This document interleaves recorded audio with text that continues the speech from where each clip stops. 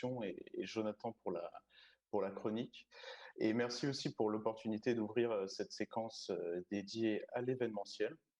Donc, je me présente, donc Louis Stélian, responsable développement durable chez Unimev, donc l'Union française des métiers de l'événement, qui représente les gestionnaires de lieux, les organisateurs d'événements, notamment les foires, salons, congrès, événements d'entreprise et d'institutions, et aussi tous les métiers de la production événementielle, sans qui ces événements ne pourraient se tenir. Aujourd'hui, je vous propose de vous intéresser à, disons, la thématique suivante, donc pour une éthique ambitieuse de l'événement, ou comment finalement l'événement peut être un outil au service de la transition des écosystèmes pour les accompagner dans cette quête de sens, d'utilité et de responsabilité. Donc, on va s'intéresser tout d'abord à quelques éléments de contextualisation pour un peu resituer dans quel terreau les différents secteurs d'activité se situent actuellement. Donc, tout d'abord, on voit il y a des attentes de l'ensemble des parties prenantes, que ce soit au niveau de la communauté internationale, notamment via les objectifs du développement durable, donc qui sont onusiens, et qui en fait demande un engagement sur un certain nombre de critères, que ce soit vis-à-vis de l'éducation, vis-à-vis de la préservation de la biodiversité. On a aussi une mobilisation de la société civile internationale via de nombreux mouvements comme Extinction Rebellion, qui a lieu, enfin qui est à la base anglais et qui se déploie petit à petit dans l'ensemble des pays où les personnes demandent au gouvernement de prendre des mesures au regard des enjeux qui nous menacent. On avait aussi, par exemple, le Flyscam, donc suédois, pour vis-à-vis du secteur de l'aviation et de l'aéronautique. Et d'ailleurs, dernièrement, donc avec la Société civile nationale, on a eu Greenpeace qui avait repeint un avion pour dénoncer un peu le greenwashing du secteur de l'aéronautique au vu des mesures engagées qui ne répondaient pas, selon eux, aux différents enjeux climatiques et environnementaux.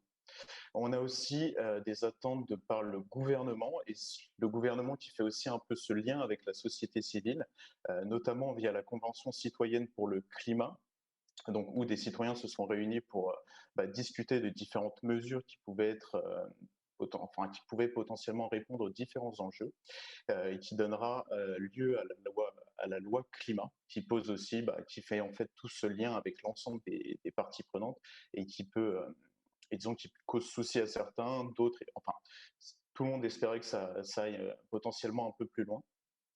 Et on a aussi des attentes de la part des entreprises, notamment l'Union des marques, donc qui développe un certain engagement sur le fait de développer une communication qui soit favorable à la transition écologique et aussi toute une régulation de la publicité pour justement éviter ce greenwashing et continuer à développer, en tout cas à renforcer la confiance des publics dans les marques. Et on a aussi toute cette dimension dédiée à l'économie sociale et solidaire qui est notamment reprise dans le cadre des JO 2024 avec la plateforme Les Canaux qui se situe à Paris et qui a vocation de permettre à ces entreprises engagées pour l'économie sociale et solidaire de pouvoir répondre aux différents appels d'offres dans le cadre des Jeux olympiques.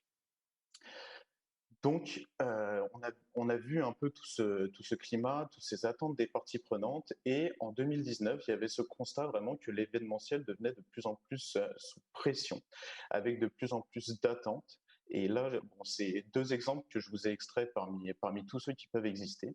Mais on avait l'exemple, par exemple, du Conseil de la mode suédois, donc qui avait annulé la Fashion Week de Stockholm, car selon eux, la mode ne répondait pas aux enjeux de durabilité, aux enjeux de la mode du futur et de l'innovation, et qu'il fallait tout d'abord que la mode se réinvente et réfléchisse à comment elle pouvait intégrer cette dimension de la responsabilité avant de faire des événements et avant de montrer ce qu'ils étaient capables de faire. On avait aussi un exemple en Allemagne, donc à Francfort, avec le salon de Francfort et ces nombreux manifestants qui étaient venus à vélo pour témoigner du fait que le salon que est-ce qu'un salon de l'automobile fait aujourd'hui sens quand on cherche à développer des modes de transport alternatifs et potentiellement moins impactants pour l'environnement. Donc voilà, il y avait vraiment toute cette vague en 2019 qui mettait un peu l'événementiel sous pression et enfin, qui poussait à cette nécessité de réinvention. Et du coup, on s'était dit que 2020 allait être une année vraiment charnière pour l'événementiel avec de grandes transformations, etc. Certes, ça a été une année charnière, mais une année charnière surtout qui nous a montré, enfin, qui nous a mis plutôt à l'arrêt et qui nous a aussi montré que finalement, dorénavant, des crises planétaires euh, allaient, disons, arriver et prendre racine dans des causes environnementales et a mis le secteur d'activité, disons, à l'arrêt. Pour autant, cette crise, elle a permis aux professionnels de l'événement d'avoir certaines réflexions, que ce soit sur la transformation des formats événementiels, donc cette partie plus digitale, comme là on est en train de le faire, et qui pourra donner in fine potentiellement des hybridations d'événements, donc avec une partie physique, une partie digitale. Donc c'est tous les formats événementiels et aussi une opportunité de réinvention car les métiers de l'événement sont des métiers de passion et les professionnels de l'événement ont souvent la tête dans le guidon. Et du coup, cet arrêt forcé leur a permis de prendre un peu de recul et aussi de voir, enfin d'évaluer un peu leur démarche actuelle et de voir comment ils pourraient la porter demain. Et chez Unimev, on a eu de nombreuses demandes justement de professionnels du secteur pour les accompagner dans ces différentes démarches via notamment nos outils sur lesquels je parlerai par la suite. Donc, est-ce que 2021 va permettre de revenir plus vertueux, plus ambitieux, plus responsable? On voit déjà que les chiffres ne corroborent pas forcément cette théorie car notamment après le confinement, on a observé une baisse des émissions de gaz à effet de serre dans l'atmosphère. Finalement, ces émissions, elles sont directement reprises, et si ce n'est qu'elles se sont accentuées. Donc, il y a vraiment la nécessité derrière d'optimiser les ressources, donc d'utiliser les ressources de manière plus raisonnée et la nécessité d'opérer vraiment des changements structurels afin d'accélérer la transition des modèles et la transition des différents secteurs d'activité. Bien évidemment, toutes ces, entre guillemets, tous ces constats, on a aussi le constat que dorénavant, il y a une démultiplication des leviers sur lesquels il est possible d'agir, que ce soit en matière d'environnement, en matière sociale, en matière de responsabilité au sens large. Et dorénavant, disons qu'il n'est plus vraiment possible d'y aller par petits pas, mais qu'on va devoir s'engager dans une démarche, disons, cohérente et une démarche vers une cohérence d'ensemble finalement, pour que justement cette démarche reflète vraiment notre engagement au regard de notre activité et au regard des différents enjeux. Et c'est d'ailleurs, disons, ça va dans le sens aussi des attentes des parties prenantes, mais aussi des attentes des participants, parce qu'on avait vu que d'ores et déjà en 2017, via une étude menée par Explory, que 78% des participants trouvent important que l'événement témoigne un engagement sur ces questions de développement durable et aussi que 38% des participants déclaraient qu'ils ne participeraient pas à un événement qui n'avait pas inclus la durabilité dans son ADN. Cette étude, elle a été confortée par une nouvelle étude en 2021 menée par le CSA, notamment sur les événements sportifs, où on a vu que 66% des fans de sport seraient prêts à aller jusqu'au boycott d'un événement si celui-ci refusait de s'engager dans une démarche environnementale ou ferait preuve de discrimination. Donc là, on a en plus cette dimension sociale et sociétale qui rentre en jeu et vraiment un signal finalement fort pour les professionnels de l'événement sur la nécessité vraiment d'y aller, de s'engager et de montrer, témoigner cet engagement auprès que ce soit des parties prenantes institutionnelles, etc., mais surtout auprès du visitorat qui est en forte demande sur ce champ-là. Donc, Vis-à-vis du secteur de l'événementiel et comment ça peut se décliner de manière très concrète via les différents outils. Jonathan nous parlait tout à l'heure de l'ISO 20021 qui est un des outils. Chez Unimed, on s'est interrogé sur un certain nombre de leviers de réinvention à destination des professionnels de l'événement. Le premier levier, ça va être la marque employeur. Donc, ça va être comment les entreprises vont s'interroger. On parle beaucoup de raison d'être, mais comment elles vont s'interroger sur leur mission afin de porter des valeurs dans lesquelles les collaborateurs pourront se reconnaître et ainsi en faire aussi des collaborateurs finalement engagés qui porteront les valeurs de l'entreprise dans l'ensemble de l'écosystème de l'entreprise. Le deuxième levier, ce sera sur la production responsable. Donc, ça rejoint aussi un peu ce que je vous disais tout à l'heure sur l'optimisation des ressources. Donc, ça va être comment on a en fait une vision de l'ensemble du cycle avec en amont toute cette partie dédiée à l'éco-conception, à la formation des professionnels, à la montée en compétences, et en aval, une gestion plus vertueuse, avec notamment, et c'est là qu'on peut faire le lien aussi avec les acteurs de l'économie sociale et solidaire, voilà, ça crée des logiques aussi collaboratives avec l'ensemble des professionnels qui peuvent traiter de ces thématiques. En troisième levier, on va avoir la sensibilisation des publics. Donc, ça va être comment les événements, finalement, terrain d'expérimentation. Donc, comment, en expérimentation en expérimentant des solutions plus vertueuses, en mettant, je sais pas, ne serait-ce que des poubelles de tri, ça va sensibiliser le visitorat et potentiellement faire évoluer le comportement du participant sur le territoire d'accueil de l'événement, mais aussi une fois qu'il sera rentré chez lui dans son territoire d'origine. Quatrième levier, ce sera le développement durable des écosystèmes.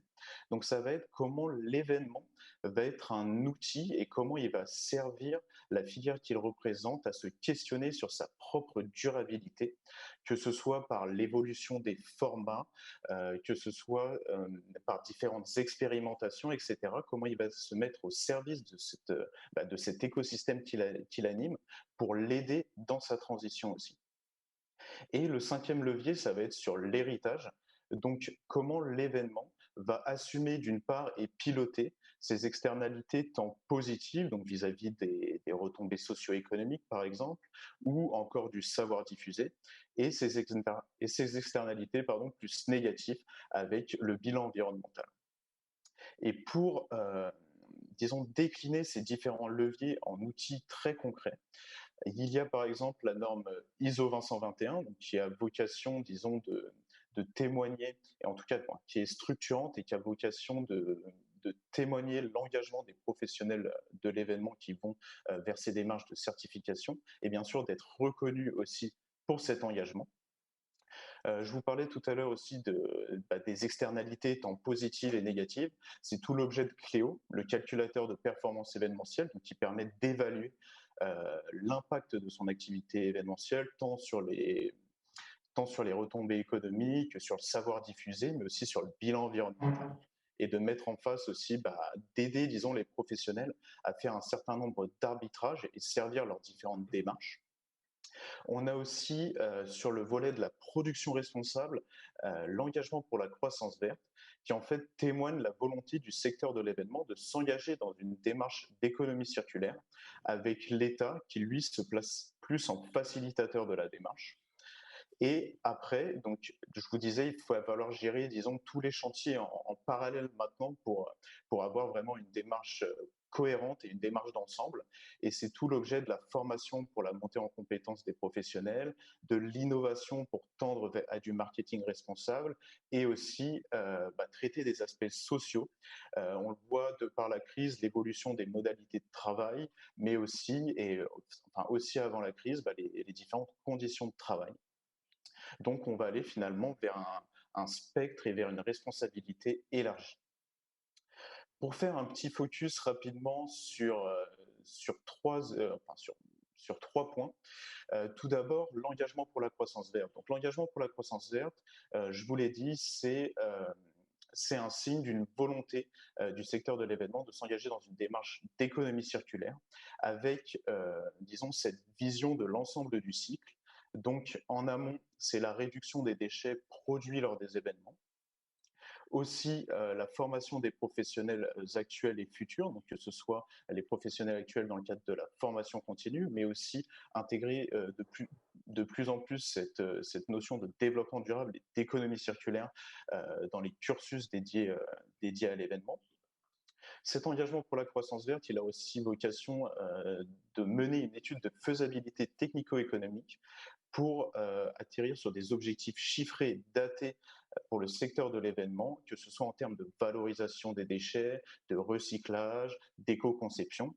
Et bien évidemment, il a vocation aussi d'aller explorer et de développer toute cette collaboration. Donc, il a vraiment cette logique collaborative avec l'ensemble des parties prenantes, que ce soit des parties prenantes associatives, type Aremax, que ce soit par exemple les éco-organismes, aussi tout ce qui va être la sphère institutionnelle. Voilà, il a vraiment vocation disons, de faire collaborer l'ensemble des acteurs pour servir cette démarche d'économie circulaire. Deuxième focus, ça va être sur le plaidoyer des lieux et comment les lieux vont pouvoir se mettre au service de la stratégie territoriale et disons de la transition du territoire. Donc ce plaidoyer des lieux, il est réparti en trois grands volets. Le premier, c'est sur le lieu programmateur d'une vision territoriale. Donc ça va être comment le lieu va être finalement l'ambassadeur de cette vision durable et résiliente du territoire et comment il va pouvoir créer les conditions d'activation et de dynamisation des demandes vertueuses. Le deuxième volet, ce sera sur le lieu designer d'expérience. Donc ça va être vraiment ancrer le lieu dans la destination et pour créer une expérience du participant qui tienne compte de l'ensemble de la destination avec des acteurs engagés, donc la mobilisation d'acteurs engagés, et en préconisant aussi différents formats d'événements. Le but, c'est de proposer à la communauté vraiment des conditions favorables à son innovation.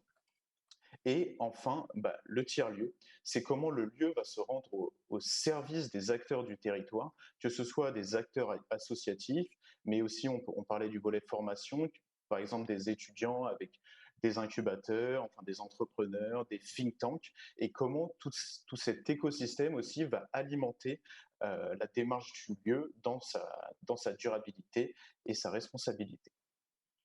Aussi, et bien évidemment, il y a l'événement et c'est ce que je vous disais tout à l'heure avec le développement durable des écosystèmes, c'est comment l'événement va être aussi un levier pour la transition des filières animées. Et ici, j'ai choisi de prendre, il y avait aussi l'automobile avec Francfort et les gens qui venaient en vélo témoigner de leur mécontentement vis-à-vis de ce salon. Donc, faire cet exemple sur un salon de l'automobile, ça faisait sens. Et c'est comment le salon de l'automobile s'est aujourd'hui réinventé, où on passe disons, de l'objet à l'usage et comment il s'est réinventé dans le Paris Motion Festival, qui est désormais, on ne s'interroge pas que sur la voiture, on s'interroge sur la mobilité au sens large. Et du coup, l'accompagnement de ces écosystèmes animés, ça va créer un certain nombre de réflexions quant aux nouveaux formats événementiels qui vont permettre de les questionner sur leur propre durabilité et de les faire innover. Et bien évidemment, l'événement est une magnifique vitrine pour ça, parce qu'il peut être un super laboratoire expérimental pour tous pour, pour favoriser l'innovation et la durabilité. Pour conclure, parce que je vois que le temps passe relativement vite, euh, je tenais, je tenais à, disons, à accentuer le fait qu'il est nécessaire maintenant de faire communauté. C'est tout l'objet des différents chantiers aussi, c'est vraiment d'être dans une logique collaborative, c'est-à-dire on a ce but commun qui est finalement la préservation de nos activités, aussi la préservation de notre mode de vie, la préservation de la planète, et on doit aujourd'hui œuvrer tous ensemble au-delà de ce qui peut nous séparer. On a vraiment la nécessité de se mobiliser et de faire communauté pour que tous ensemble on y arrive et qu'on soit à même à montrer que enfin l'humain s'est saisi de cette question-là au regard des différents enjeux. Merci à tous. Merci Louis, merci beaucoup pour cette intervention qui effectivement dressait un vaste panorama des actions de la Fédération française des métiers de l'événement. Je rebondis quand même sur votre exemple suédois. Et, et, Et je me pose une question, qu'est-ce qu'on peut répondre, nous, en tant que professionnels de l'événement, face à un client qui, dans son mix de marketing communication, renonce à l'événement ou qui nous dit que l'événement, le plus responsable, finalement, c'est celui qui n'existe pas. Comment on pourrait avoir des éléments de langage là-dessus pour lui dire que finalement, le besoin de se rencontrer est supérieur, bien sûr, mais est-ce qu'il y a des leviers de rhétorique là-dessus? Bah, disons que la question là se place plus dans le contexte, disons, sectoriel de la mode responsable. Et c'est plus le fait que l'événement doit être le reflet aussi de l'engagement des différents secteurs d'activité et que finalement un événement enfin, un secteur d'activité qui ne s'est pas engagé, qui n'a, qui n'a pas développé, disons, d'outils, qui n'a pas réfléchi à une démarche cohérente et une démarche d'ensemble, est-ce que lui, disons, lui octroyer de la visibilité, ça fait sens et est-ce que ça fera sens pour le visitorat aussi? Donc c'est tous ces différents questionnements et au final vraiment la nécessité de mettre en place une démarche qui au moins témoigne de l'engagement du secteur ou au moins des réflexions du secteur sur ces engagements. Bon, vous n'êtes pas sans ignorer, Louis, qu'on est dans un contexte de crise sanitaire forte où beaucoup d'événements sont annulés, reportés, ou en tout cas avec une activité très faible de notre filière depuis maintenant un peu plus d'un an. Ces événements digitaux qu'on voit se développer ici et là, est-ce que c'est finalement une solution ou ce n'est qu'un mirage peut-être par rapport à la responsabilité environnementale, sociale des événements? Je pense que tous les formats d'événements, disons, présentent des avantages et des inconvénients, mais et c'est un peu disons, la réflexion que je portais tout à l'heure, est-ce qu'on ne va pas se diriger vers une hybridation des événements avec une partie physique, une partie digitale, afin d'essayer disons, de minimiser les inconvénients et d'avoir l'ensemble des avantages. Certes, par exemple, un événement digital va permettre à chacun de pouvoir y accéder. Pour autant, il a un impact. Est-ce que c'est le même impact que les transports? Est-ce que la valeur créée vaut aussi une rencontre? Donc, c'est aussi cet ensemble de questionnements que ça soulève. Et je pense qu'on arrivera, in fine, à, des hybridations d'événements, différents formats qui vont se développer. Je ne pense pas qu'on sera sur du tout digital ou du tout physique car on voit bien les limites des deux formats, que ce soit vis-à-vis du physique, quand il y a des problèmes, par exemple, de crise sanitaire, directement, on est à l'arrêt, et le digital qui, disons, pêche un peu sur le côté rencontre et interaction, même si de nombreux outils se développent. Et je pense que aussi, disons, il y a un champ des opportunités qui est quand même relativement vaste en termes d'innovation et d'outils qui seront à la portée des professionnels de l'événement. Très bien. Si je peux me permettre une dernière question, vous avez fini votre présentation en parlant de collectif. L'ULIMEF fédère tous les types d'acteurs de l'événement. Ici, par exemple, à Lille, bon, il y a des grosses entreprises, il y en a des moyennes, et il y en a surtout beaucoup de petites. C'est une myriade de prestataires qui travaillent ensemble, des indépendants jusqu'à des entreprises de 10, 15, 20 personnes. Est-ce que l'engagement dans la démarche RSE pour les acteurs de l'événementiel a un rapport direct avec la taille de la structure? Est-ce qu'en gros, il faut être un gros acteur pour s'engager dans cette démarche? Ou est-ce que même les petites entreprises peuvent trouver des moyens, comme vous le disiez tout à l'heure, d'effectuer des petits pas, voire des grands pas? Alors, disons, dans ces engagements pour les structures à échelle variable, euh, bien évidemment, il y a déjà ces démarches collaboratives. On sait qu'il y a différents réseaux qui ont vocation à aider potentiellement les plus petites structures à les accompagner dans leur démarche responsable. Après, disons, le différentiel est aussi là, c'est-à-dire qu'une grande structure va avoir des obligations réglementaires. Ce sera potentiellement pour elle plus compliqué d'amener tout cet écosystème vers du changement, alors que pour une plus plus petite structure, elle pourrait y aller beaucoup plus vite en capitalisant de par les différents réseaux. Et par exemple, on a le réseau nantais avec Dominique Baird qui a été cité récemment. Enfin, il y a, disons que dans cet esprit de faire communauté, je pense qu'on a tous, disons, ce but commun de la préservation de nos activités et in fine de la terre. Et du coup, il y a vraiment la nécessité de s'ancrer dans des logiques collaboratives. Et je pense que les petites structures peuvent tout à fait rentrer dans des logiques collaboratives et porter aussi, disons, le poids de leur démarche. Bien, avant de se quitter, un petit mot de la fin, Louis. Cette séquence est parrainée par Lil Evans, qui lui-même est affilié à l'UNIMEF depuis le début du mois de janvier.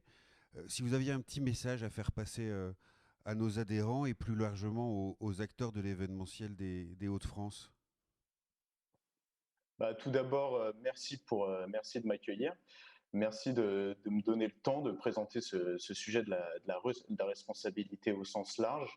Et, euh, je suis relativement fier de participer à cet événement et le fait que vous incarnez comme ça des valeurs, le fait de traiter de ce thème de la communication responsable et ce positionnement aussi vis-à-vis de la communication responsable, moi je me reconnais tout à fait dedans et je pense que les professionnels de l'événement sont à même aussi de se reconnaître dans ces différentes valeurs qui feront aussi, qui porteront les événements de demain.